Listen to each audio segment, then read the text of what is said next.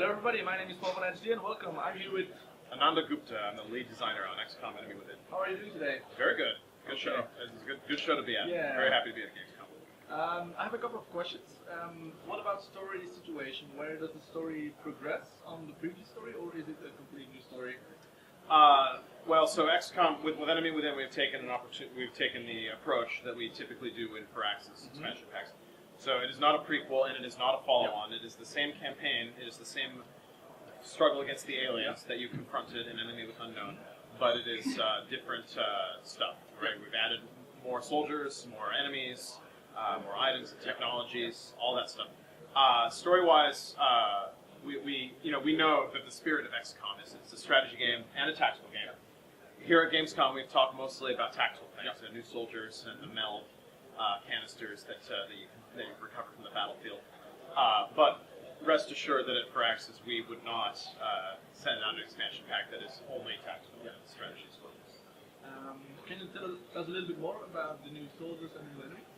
Yeah, so there are two new paths for soldiers to advance. There's the cybernetics soldiers and the genetic soldiers. So cybernetics, you can build a cybernetics lab in your base, and this will let you create a mech trooper.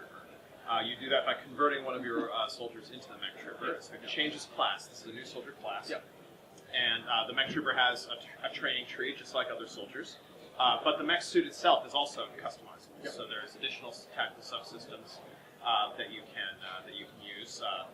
At Mech 1, for example, you choose between a flamethrower and a kinetic strike module. That's a rocket-powered fist. It is very dangerous in close quarters.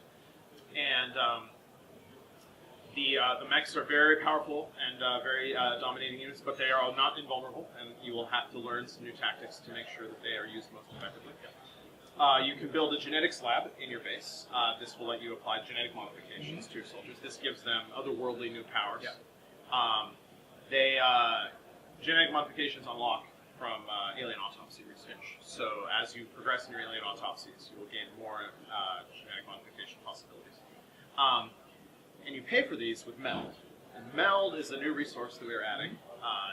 It is found in canisters on the battlefield. Each canister has a self-destruct timer.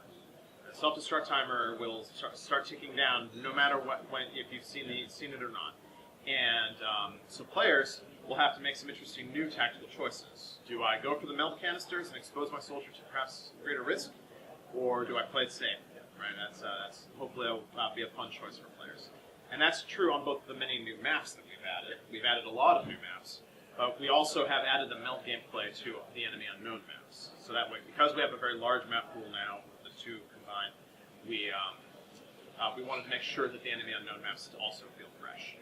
And is there going to be, because you were saying you can use new cybernetics, is there going to be a big difference between enemy units that are doing more damage to cybernetics only, and you have to choose between I'm going to take 5, or I'm going to take 3 persons that are non-cybernetic and 3 people that are fully upgraded into cybernetics to compensate for different enemies into the game? Or?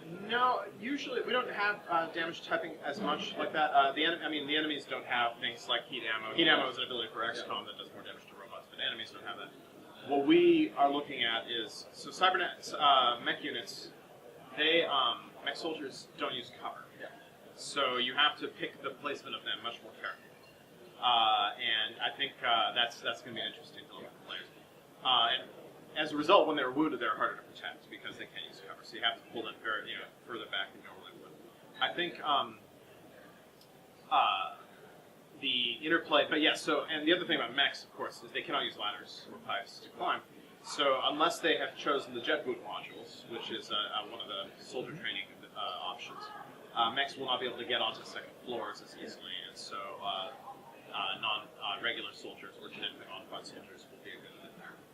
I can imagine that the cost of making like the big robot guy is more than training other normal humans.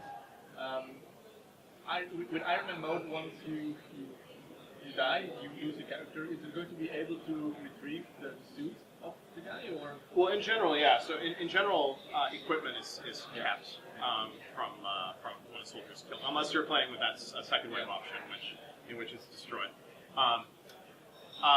The mech suits, so likewise, when a mech is killed, when a mech soldier is killed, the suit will come back, but it will be damaged, and it cannot be worn again until it is repaired, and that's expensive. It takes time.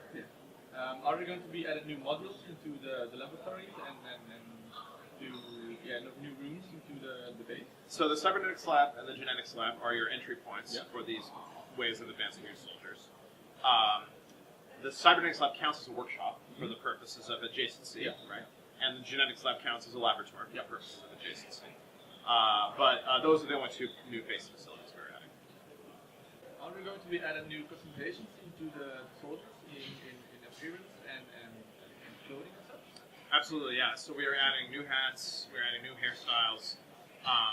The genetically modified soldiers, as you may have noticed, have their own armor look to them. They have a distinctive armor look. Although the armor is functionally the same as our XCOM armor tech, it looks distinctive.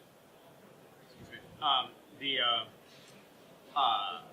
But it has its own customization and decoration. We have extended, we've added some more tinting colors. We've added tinting colors to weapons, so now your weapons can be colored as well as the rest of you. And we've added language. Language is now a customization option. So now you can choose between English, French, Italian, German, Spanish, Russian, and Polish. Those are the languages that your soldiers can speak, and you can have each one speak a different language, etc.